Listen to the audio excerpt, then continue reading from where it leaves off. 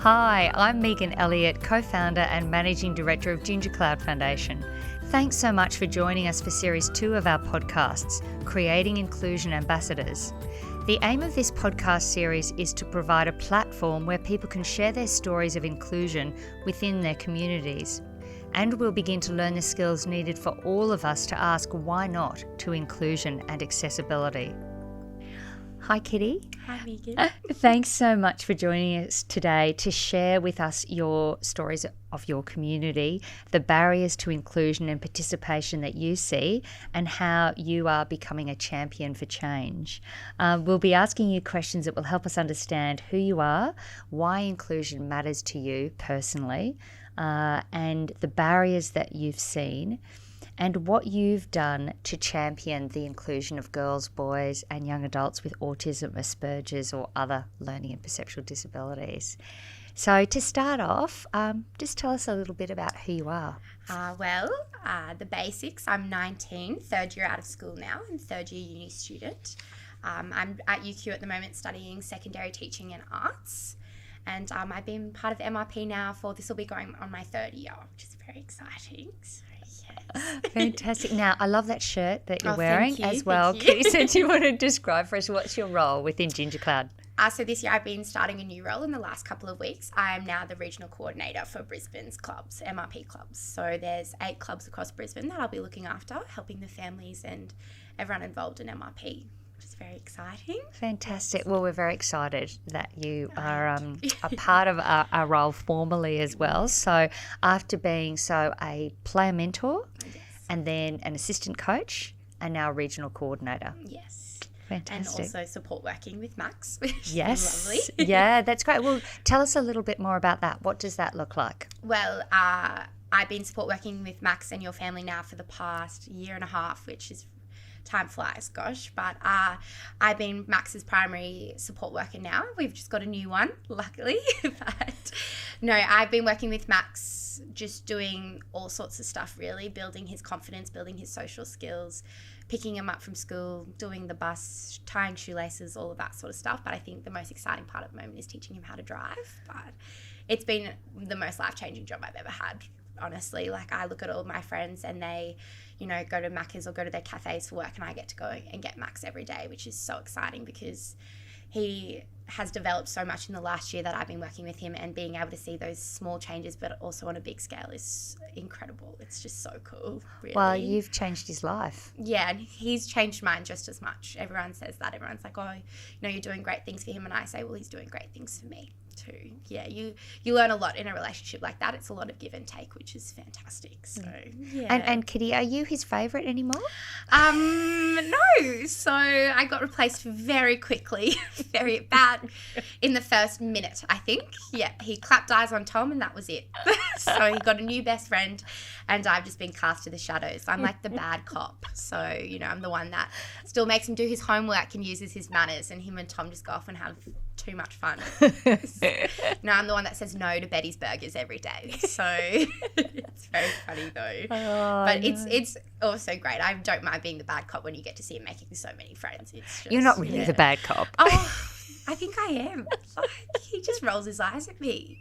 Like, when you guys came home from holidays, he came downstairs, hadn't seen him in about 3.5 weeks, and he just looks at me and goes, oh, are you here to make me do homework? And I was like, no, I'm sorry, Max. I missed you too. So it's very funny though, very funny. No. Oh, and tell us, we obviously know a little bit about your family, but tell us how your family values and the way you've been brought up has really impacted what you're doing now. I adore my family. I feel very lucky to have such a fantastic family. I am the baby, so the favourite by far. I've got, my mum is a nurse and my dad's a journalist, so they're both, I like to say, very worldly people. They've instilled in me a lot of values of openness and inclusion and just compassion, which is definitely what I thrive on, and I think that's definitely what our house is like. If you bring someone in, a friend, a partner, anything like that, they then become a part of our family. There's always a seat at the table for them, and I think that's been such a great value that has been instilled in me, and I hope that I can continue that on every day. And I think I get that a lot from my parents. I've always been able to chat to people. I've always been very open to people, and it's it's allowed me to make some wonderful friendships with all sorts of people, which is great. It fills your life with a lot of colour. Yeah. And so on that note, how did you connect with us? Tell everyone that story. Well, I wasn't actually a part of your team at MRP, so I very luckily got asked to come along and help at the extended 4 weeks at the end of the program in 2018 now. And I got to meet Max and I got to meet your family, and I think I made a good impression. But no, I had so much fun with that team, and I got chatting to you guys and chatting to a lot of the families and things, and I think I was really excited and just kept asking if there was any opportunities in any way to help, and you came and contacted me and said, come on, Max needs a friend, and I was absolutely up for that, so which was very exciting, and you've been stuck with me ever since. So, so tell us about, because Rhett spoke to you at uni about it, so because that's an interesting part about how the word about, GingerCloud is being spread, and inclusion and participation. So tell us how that happened. Well, so Rhett and I actually met in grade 6. So my brother was his debating coach, and so we go way back. And we just clicked and became friends and have been friends ever since. And I had a bit of a tough time at school, and after school I was just, you get that after school blues where you go, what on earth am I doing with my life? Like, I don't know what I want to do at uni or all of that sort of stuff. And I was chatting to Rhett one day, and he went, oh, come on, like, you need to come down and do MRP, because he knows that I've been involved in the Sony Camp Foundation for quite a few years. Mum's one of the nurses at the Church in St. Margaret's Sony Camp, so she'd been taking me for a long time, and that was always my favourite weekend of every year. And he went, well, you can do this every week now, so get your butt down to Brothers. And I was like, all right. And I called that week, and we were halfway through the season, and the guy was like, this is your lucky week. If you'd called me last week, I wouldn't have had a spot for you, but we've got one, so come on down today. And I was there about an hour later, which was just when all your stars align, really. So I was down there and then just hooked and haven't left. So, but no, it was very exciting, and I think Rhett has become a very valuable part of my community, and he's also introduced me to the MRP community, which has become my life now. So, which is just fantastic. And how did you feel? I remember you told me a story once about how you felt when you first went down to that training terrified. session. Like, but I was excited. I felt like, MRP aligns with a lot of what I believe in, but it also it matches my passion for sport and for people. So it was the perfect fit. And I remember walking down there, I didn't really have anywhere to go, and I walked over to my team now, and within the first 2 minutes, it was fantastic. Everyone was chit-chatting. We were already laughing. Like, it was just one of those things that just clicked, and it felt right. It just felt like exactly where I had to be. Yeah. And it's interesting, isn't it? Because so many of the stories that we share and the power of what people think about the Modified Rugby Program is for the kids like Max. Yeah. But when I spoke to you about that, I really understood for everyone that sense of having a place where you belong is so important. And I think one of the key elements that through what we're doing now with this alumni program is looking at our community, and particularly looking at the community, your age, about 18 to 25, and thinking about who do you see as in your community now? Well, I see MRP as my community, truly. Like, I have gotten my family, like my boyfriend's involved in it now. A lot of my friends come from MRP, and to me, community is that place that it's the people you pick to have around you. It's the people that match your values but make you a better you. And I think MRP has done that for me completely. Like, I see the other mentors across all the clubs at MRP now and things, and that's our social group now, and that's the group that I now work in and all of that as well. So it's a place where I guess, people are matching my values and they're making me a better person, but you're also getting to achieve things within that community. You're getting to make that a better place for a lot of other people. So then how would you define your role within that community now? Well, it's very funny, as you were saying before, you see me as a leader in my group, but I don't know, I actually see myself as more of like a student. Like, I'm learning from a lot of people around me. I spend a lot of time listening to my friends and what they're passionate about and all of that sort of stuff, and I think that's what's important in the community is if you play a role where people can come to you and talk to you about things that they're passionate about, and you just get this greater understanding of the world and in turn create inclusion. You're making a place where people feel safe to be themselves and to not be judged, I guess. So, but I also, as good as a listener, I'm a very good talker as well. And I think I also see myself as a bit of an educator in my community as well, because I go out there and I talk about MRP all day, every day.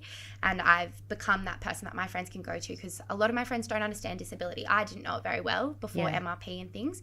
And a lot of them don't understand it either. So they know now that they can come to me and go, look, Kitty, like, I don't understand this. What's it about? What's going on? Like, you know, you work with Max, but what is autism? They just don't know. And I can be that person now that goes, well, this is it. And you get to educate a whole bunch of other people. So it's like, as you say, within MRP, we're creating a community of people that now not only understand but accept disability, and it's now just a normal part of everyday life for everyone. And now I get to do that to my friends. So yeah, it's awesome. It's funny, interesting how that sometimes that, not tag, but referring to yourself as a leader is often kind of, people go, oh, I'm not, am I really leading? And I loved what James Clyden said before, that he leads by what he does. Yeah, absolutely. And I see so much of that with you as well. You don't have to say what you're doing, because you're doing what you're doing. Exactly. And I think that's where the power of community happens, because we reflect.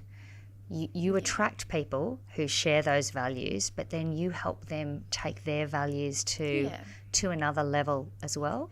Yeah, and that's what MRP did for me. It allowed me to kind of, like, you have all those feelings and that want to help people, but you don't know how to. And MRP allowed me to channel that, and it's now allowing me to help other people channel that as well. They have an insight. Like, I've got a lot of friends that have joined MRP now because they saw how passionate I was about it, and they realised that they could do something. And MRP is so simple. It's 2 hours a week, and you get to change your life and someone else's life. Like, and just nothing beats the smiles on those kids' faces when they score a try. Like, it just makes your week every week. Yeah, it does make your week every week, doesn't it? Absolutely. Yeah. And how important, from a community perspective, do you think education is? Obviously, you've chosen it as a career as well, but absolutely. Have you thought about why you've gone down that path? Absolutely. I think, I was a bit of a nerd at school. I loved learning. But I think, the only thing you have in life is learning. The only thing that's like a guarantee is that you're going to learn something new. And the only way you can go do that is through education. And I think it's just so, so powerful. Like, I've seen how it changed my life when I got to start learning about disability and all that sort of stuff. And I see how much it changes my friends and my family as well. And I think you can just be so empowered with education. Yeah. And so, these years that you're in now, sort of 18 to 25, what's so important about them in terms of shaping the future of inclusion and participation? How do you see that? Well, I think these are the years that you lay your foundations. I think these are the years that you do all your figuring out. And it's what puts you on that right track to where you want to go. And it's, if you can figure all that stuff out and start figuring out where you want to go, you'll only ever get stronger in leading where you go. If you've got good foundations, you've got a good building. When you think back about family experiences and school experiences and things that you've had, it's like now you get to choose your own path. Exactly. Where in many ways in school it was the people were there because the people were there. They weren't there because you chose them. Exactly. And I suppose, as you say, now's the power and the time to go out and find, not even necessarily find that community, but what I love about what you do and what Rhett and what James does and what Nathan does is you guys also create community. Exactly. And I think that's the thing, is when you're 19, like I am, you're 100% allowed to make mistakes. You can blame it on being naive and youthful, and that's fantastic, because you can go down one path and go, oh God, and start running back and then find another one. Like, you are allowed to pick and change and go, yep, no, until you find what you're happy with. And how important has giving been in that shaping of you? I think it's really important, giving. If you don't have anything to give, you've got nothing to get, sort of thing. Like, my mum always said to me, what you put in the bucket is what you get out of life and things like that. And I always agree with that. Like, giving isn't something that I consciously think to do. I think it's just part of who I am and part of my fabric.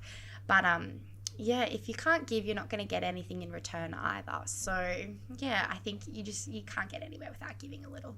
And obviously you know Max well now. Yes. Yeah. What are some of the barriers to inclusion and participation that you've experienced with him, or that you see him face? Oh, it scares me. It's just this fear that people have. It's this fear of, if they don't know, they're going to be shamed, or it's a bad thing. It's just that not understanding. Yeah, and I think it's like with MRP, you're just empowering people to understand what autism is, like Down syndrome, all of those disabilities. And if people are armed with that knowledge, then they'll do great things and there won't be any more barriers. And I was chatting to James too about one of the things that we hear a lot now is, I want to be inclusive. I'm happy to be inclusive. And then you go, okay, so what do you need to do about that? Yeah. Or how do you do that, and what does that look like? And they can't picture that, or they can't find a solution to make that work. I remember, so people used to say to us when we started the Modified Rugby Program, they'd say, but why isn't rugby doing this? They should be doing this. And we'd say, well, why should they be doing it? It's not been their experience. Exactly. It's not their understanding. Why would we ever expect anyone else to understand our life, Max's life, Lara's life, unless we shared that with people? Exactly. And I think also going with that expectation of you shall do never gets you anywhere, because the contribution is the thing that creates that community. Absolutely. Isn't it? As you say, that giving is when you, there's an old marketing kind of saying, which is you give, ask. Give, ask, which is basically you need to create trust with people. Absolutely. But also you need to share that sometimes things are really hard.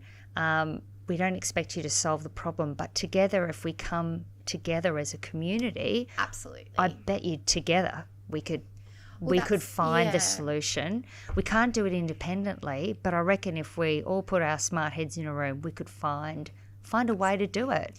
And I think that's the thing, is people fear so much what they don't know that they don't ask.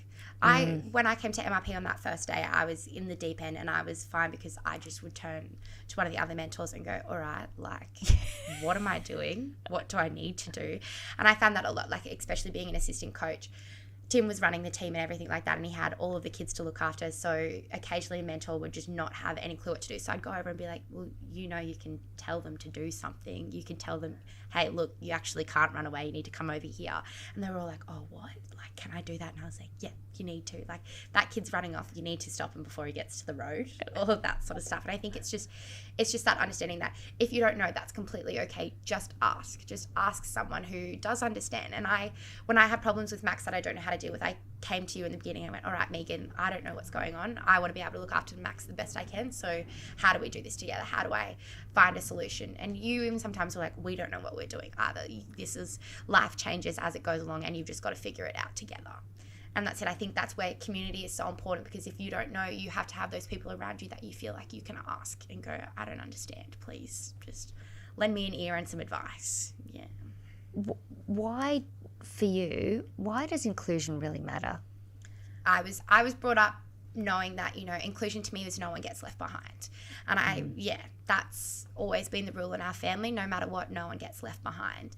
And I think inclusion matters to me so much. We've all seen those movies or had those experiences where you're the last person chosen, the last person to get your present. And kids like Max have had to have that feeling their whole life. And that's just, it's so unfair.